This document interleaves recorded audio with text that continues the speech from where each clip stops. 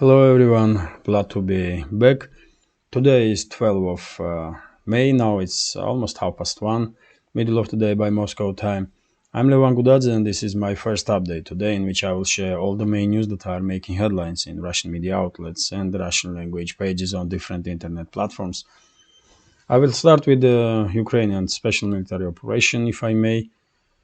And first news that I'd like to share with you is about statement that Russian Defense Ministry did made yesterday late afternoon, according to which information that was spreading on different internet platforms about successful counteroffensive operations of Zelensky's regime on multiple directions is false. That's according to Russian Defense Ministry, and in this statement we can read that they are mentioning a few directions: Krasny Liman, Donetsk, and Estovit, and according to Russian Defense Ministry, everywhere situation is under full control.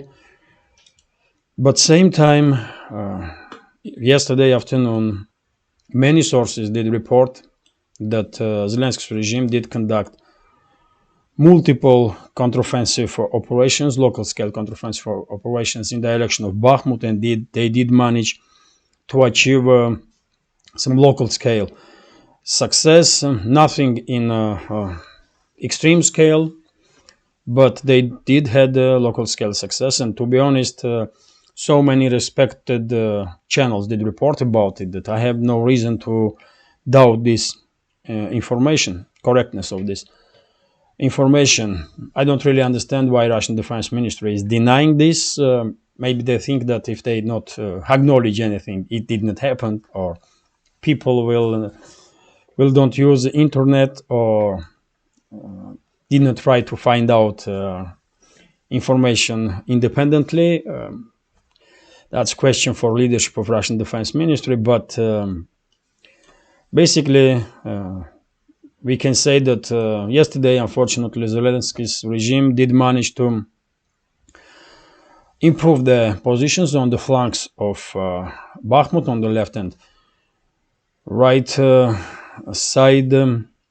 They may take control over the only few square kilometers, but still, this was enough to generate some storm in internet, and you did probably notice this yesterday afternoon by Moscow time, and probably that's why Defense Ministry come out with this statement to calm situation. I don't think that this statement work in the way that they were hoping for, but anyway, it's we can say it's definitely true that Zelensky's regime managed to achieve some success on the flanks of Bakhmut. There are so many rumors and so many angry comments on the internet that, I mean, it's just unbelievable. If this is happening right now, when Zelensky's regime did achieve only some local scale success, what will happen if Zelensky's regime will achieve some more serious success? It's hard to imagine. People will probably go, many people will probably go on a mad mode, on a crazy mode, you know. But anyway, when it comes to overall situation, it's nothing really is changed since the previous 24 hours. Kherson region is artillery strikes, same as Zaporozhye region. Russian side was quite actively using aviation, and there are some reports that Russian forces did manage to improve the position, significantly improve their positions in Avdiivka direction, and forward units from the northern part that are conducting operations from the northern part of Avdiivka, they are basically reaching town itself, which is quite significant success. But yet again, main hot point, of course, is Bakhmut, and unfortunately, yesterday Zelensky's regime did manage to achieve some success, and I was surprised, to be honest, because according to reports, During these counteroffensive, local-scale counteroffensive operations, Kiev did not use some tens of thousands of soldiers. No, they were small mechanized groups with 2 or 3 tanks or armored personnel carriers that were conducting offensive on multiple directions. And I was surprised because I find it hard to understand how it's possible that Russian units on the front line was unable to stop small groups, small mechanized groups of the enemy. Do they don't have anti-tank guided missiles, or do they don't have support from air or artillery support, or just what is happening? I'm not military person, so I'm just asking questions, because in my understanding, any platoon, let's take a small unit, platoon, any platoon should have in its inventory, especially on the front line, at least a dozen of anti-tank guided missiles and support of artillery, at least support of artillery. If sky is under control of enemy and aviation is cannot be deployed. So I don't understand why Russian forces retreat and left positions. And it's not just me, because there are some rumors now in internet according to which, and by the way, this is just rumors, of course, but there are many people now that are saying that Shoigu and Gerasimov are trying to get rid of Prigozhin and PMC Wagner, and that's why they are giving orders to Russian forces that are located on the flanks of Bakhmut to retreat, so that Zelensky's regime will have an opportunity to encircle PMC Wagner in Bakhmut and destroy. As I said, I find it hard to believe that these rumors has any credibility in it, because if Shoigu and Gerasimov or their deputies act this way, it would be a clear treason and sabotage of special military operation. But as I said, many people don't.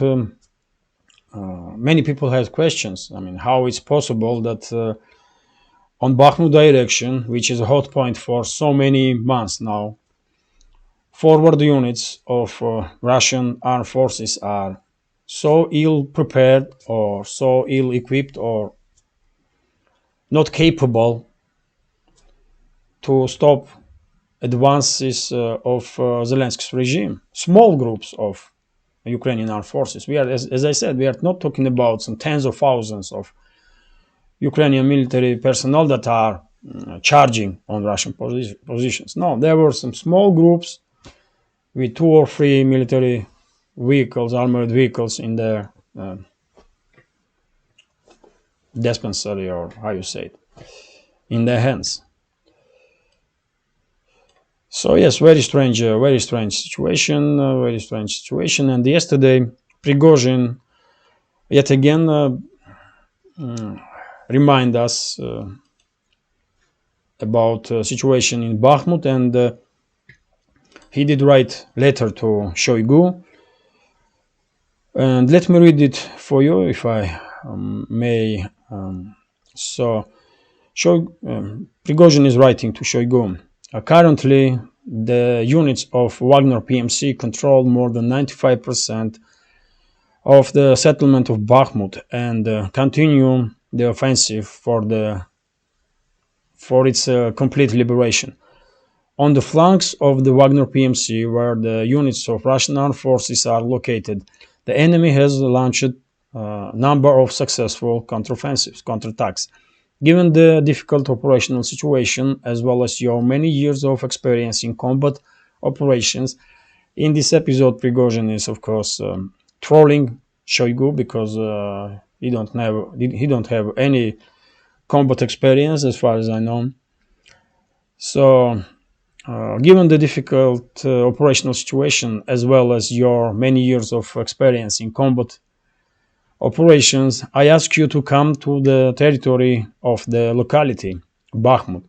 which is under control of paramilitary units of Russian Federation, and independently assess the current situation. I am grateful in advance.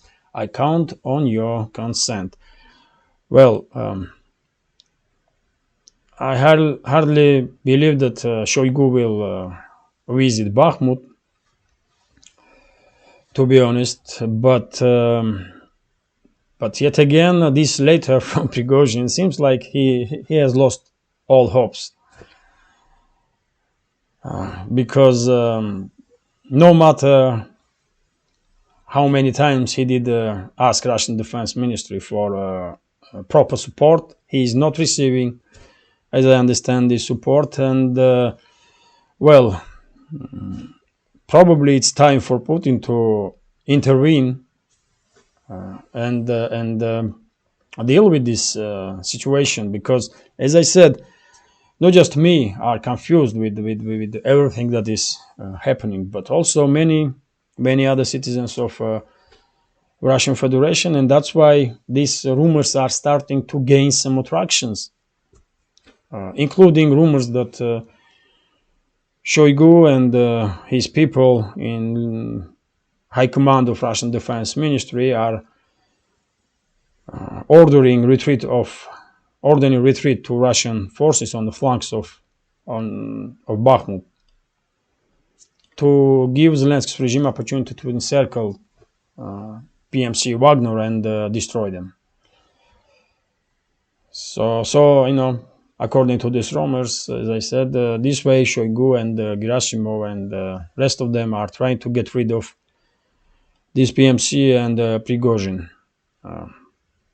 I find it, yet again, I'm not gonna say that I do believe in these rumors, but I do try it strange that Russian forces for last few days are retreating exactly here in this direction, in direction of Bakhmut, where majority of PMC Wagner units are concentrated.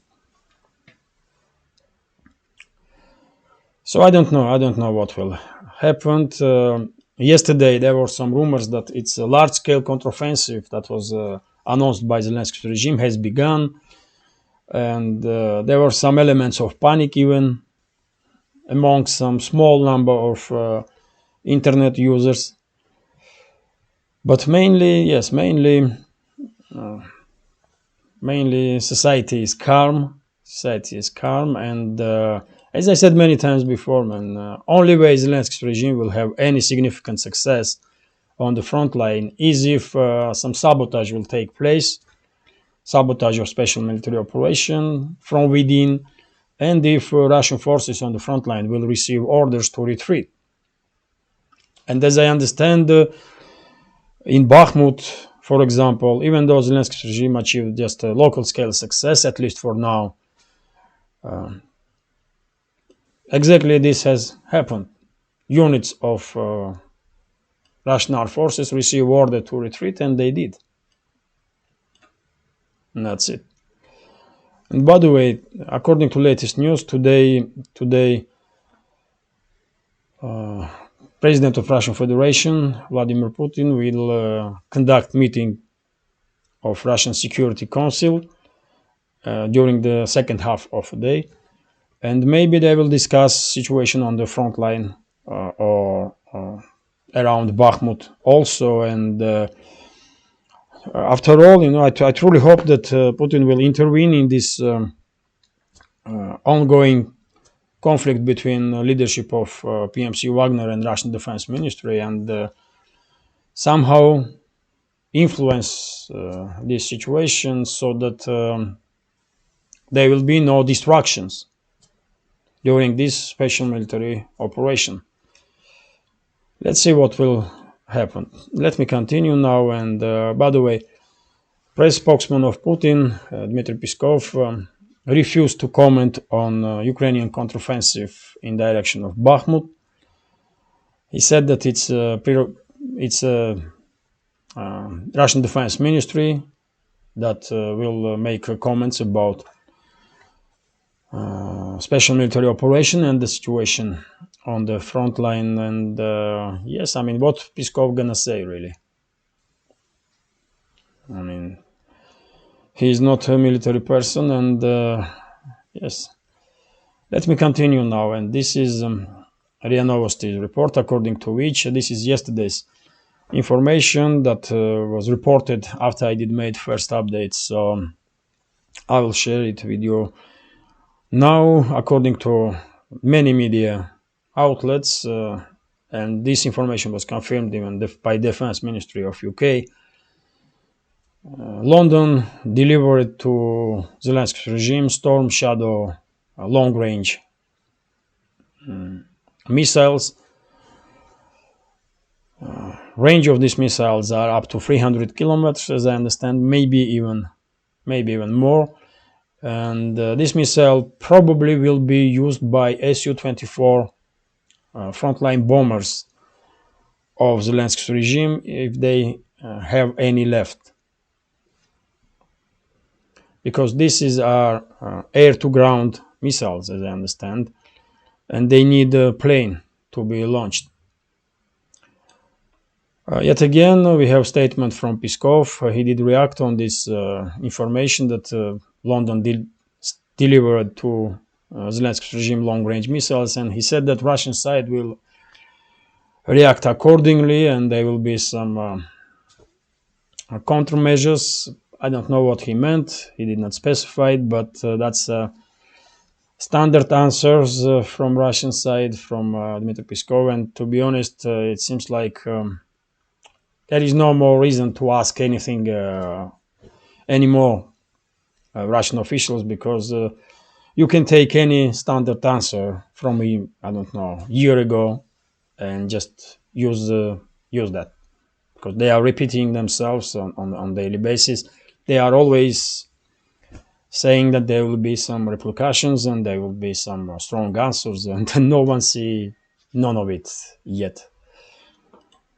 And by the way, there are some reports that after London did deliver these long-range missiles to Zelensky's regime, now US is also considering to deliver ATACMS long-range missiles to Zelensky's regime. And those ones are ground-based, and they can be launched by HIMARS, multi-launch rocket systems. So quite a big step towards escalation, further escalation, and let's see how what kind of impact this development will have on the ongoing conflict. Let me continue now. This is RIA Novosti's report, according to which Russian investigative committee, head of Russian investigative committee, Alexander Bastrykin, made a statement that judges that were involved, judges of International Criminal Court that was involved in decision process about issuing order of arrest of Putin, will be criminal charge will be brought against them, and Russian side will also issue order on arrest of those judges.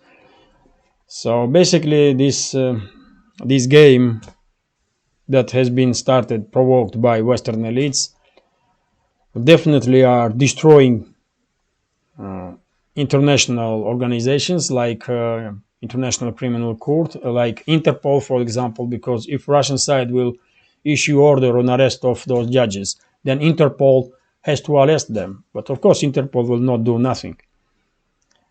So that's why Western elites, basically, with their own hands, are destroying all these international institutions that were created by the globalists to increase their influence over the world.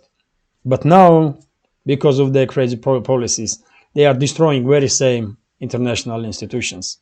And this is good, by the way, in some sense, because this way BRICS and some alternative international unities or entities will have much more and much better chances to increase their role in the world affairs and decrease the importance. So let me continue now, and this is TASS News Agency's report, according to which Polish representative in EU did drag about military assistance that Poland gave to Zelensky's regime, and according to this information, Warsaw already has delivered to Ukraine 575 tanks.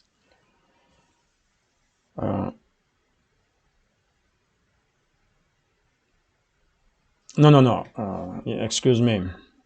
This person was saying about how many tanks overall was delivered to Ukraine. It's 575 tanks, but 325 of them was Polish tanks. So that's why he was dragging about it. And same time, according to this information, France delivered 85 tanks, Germany 80 tanks, USA 76 tanks, and by the way, majority of these tanks are Soviet era tanks. They are not Western-made battle tanks, because USA did not deliver any Western-made battle tanks. France did deliver only IMX light tanks on the ordinary chassis, and yes, Germany did deliver Leopard and Leopard 2 tanks, but I think they did deliver much more than 80. And yes, this Polish representative did drag about 14 MiG-29s that was also delivered to Ukraine by Poland. I guess majority of these planes are already destroyed, but yet again, man, look at what these Russophobes are doing, man. They have nothing to do, nothing else to do, but to drag about how much Russophobic they are and how much they did to somehow harm Russia. I mean, sick animals, that's what they are, really. Entire these Western elites, man. Not just Polish elites, but entire Western elites, they are sick animals, man. And they should be dealt like sick animals are. They need some treatment of professionals. Let me continue now, and this is TASS News Agency's report. And by the way, whenever I talk about these Western elites, man, it's just it's truly becoming difficult to pay any respect to those creatures, because how for God's sake. I'm not liking that I'm becoming time to time emotional a little bit when I'm talking about Western elites, but I mean, they truly are, man, main danger for human civilization, and they should be neutralized one way or another before it's not too late, because if they will continue the activity, I don't know when, in 5, 10, 15 years time or earlier than that, but they're gonna bring this world into world war, global nuclear disaster. And I don't think anybody will be happy about it among us, among ordinary people. Let me continue now, and this is TASS News Agency's report, according to which Blinken, head of State Department, once again made statements about conflict in Ukraine, and he said that the US will do everything it can to make sure that Zelensky's regime will receive all the necessary military equipment. So yes, nothing new, but these kind of informations that just are highlighting approach of Washington, which is not changing, at least for now, and which will not change until Russian side will achieve some decisive victories. And when Russian side will achieve these victories, decisive ones, then of course Washington will change its attitude, and then US elites and those globalists basically will start talking about peace. Right now, only a few countries that are talking about peace, and China is among them. And that's why, according to TASS news agency, official special representative of China will visit Russia, Germany, Poland, and Ukraine and France to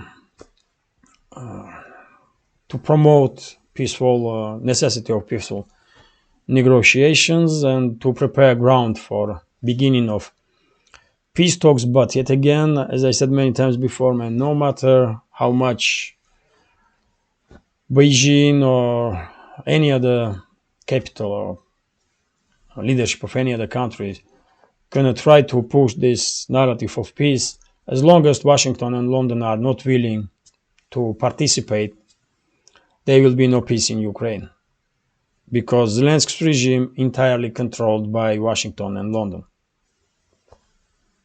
And for now, they are pushing for war. It's just too obvious. Let me continue. This is Kommersant news paper that are reporting that that's quite interesting. Zelensky was denied to give a speech in Eurovision song contest. Well, lately Zelensky becoming less and less popular, I guess, and more platforms are saying no to him to give some crazy speeches that he's also are famous for. So yes, good for Eurovision, but to be honest, here in Russia, I don't think anybody cares but about Eurovision or about Zelensky's speeches on these so-called international platforms. Let me continue. This is RIA Novosti's report. Very significant news, in my opinion. Georgian Prime Minister Irakli Garibashvili did made statements about decision of Russian president to renew direct flights with Georgia and to abolish a visa regime with Georgia. And Garibashvili was very glad, as I understand, that this has happened, and he said that it's over 1 million Georgians, ethnic Georgians, that are living in Russia, and it's immensely important that those people will have opportunity to travel to Georgia directly without any restrictions and have a communication with their families, members in Georgia. And of course, it's not about just Georgians. It's about relationships between the countries and between the societies. And yes, as I said, man, great move from Russian side, and current leaders of current ruling party of Georgia, including Prime Minister Garibashvili, they come out with statements that in support of this move from Russian side. And I did spoke about Georgian and Russian relationships yesterday and day before yesterday in updates, and I don't think it's necessary to repeat myself. But I'm glad that two countries are on the right way to improve relationships between each other. I can only applaud this. So great development, and I'm glad that Georgia has a government that it has now. Even though me personally maybe have some issues with them, because they did not give me back the citizenship of Georgia that was taken from me by Saakashvili illegally during his presidency in 2009. But yet again, it's not about personal stuff. It's about much more important issues, and that's why I'm happy that Georgia has best government that this country has ever has since the collapse of Soviet Union. This is TASS news agency's report, according to which High Court of Pakistan made decision that arrest of Imran Khan, former Prime Minister of Pakistan, was illegal. And according to latest news, I did share on my Telegram channel this information. Yes, former Pakistani Prime Minister Imran Khan has been released from the pre-trial detention by court order. So if these reports are correct, then Imran Khan is supposed to be free right now. But protests, as I understand, still continue because, as I understand, supporters of Imran Khan are not sure that current government of Pakistan will not try to do some other crazy moves, which is quite possible. Who knows? Let me continue. This news is going to be last for this first update. TASS news agency is reporting that Musk will leave Twitter in 6 weeks' time, and Twitter will have some other head, which is probably right decision. I'm not really active on Twitter, even though I have an account, but I cannot remember a password there.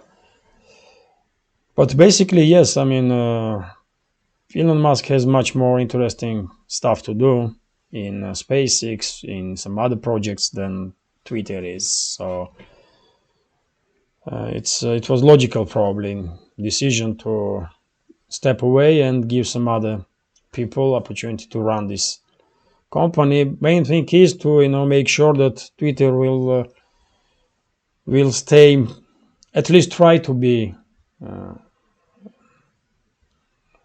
neutral, and will give opportunity to every side to have a platform where can say or introduce their position without fear that they will be banned. So that's what all they need is to make sure that people will start trusting Twitter again. I'm not gonna do that. I'm not gonna trust Twitter or Facebook or any Western platform. Even on YouTube, I think my channel can be deleted anytime, today, tomorrow, day after. So I have no trust towards any Western media platforms, really. And by the way, because I did talk about this topic, I think it's important to remind you that I also have a Telegram channel, which is for now at least main alternative, main reserve channel of communication, and I have a channel on Rumble also. It's not really developed as a channel on YouTube, but as I understand, Rumble is much more loyal to creators than YouTube is. So if you find it possible for you, please, whenever you will be on Rumble, find my channel also, or you can see links in the description box under all my videos, and I will be glad to see more subscribers on Rumble too, just to make sure that we will still be in touch if anything will happen to this channel here on YouTube. So that's been said, yes, this is it for now. I hope you will find this video interesting, and if so, please hit that like button, leave some commentary about any topic you like, and if you can, please share links to my videos with your friends on Facebook, Twitter, Telegram, any other platform that can be used for means of communication, at least for now. And yes, if you think this channel deserves to exist, this project deserves to exist, please consider to support with small donations through PayPal, Patreon, PayPal, Buy Me Coffee, or by subscribing to my Patreon page. Sorry, I get confused a little bit. So yes, this is it for now. Have a nice day and take care.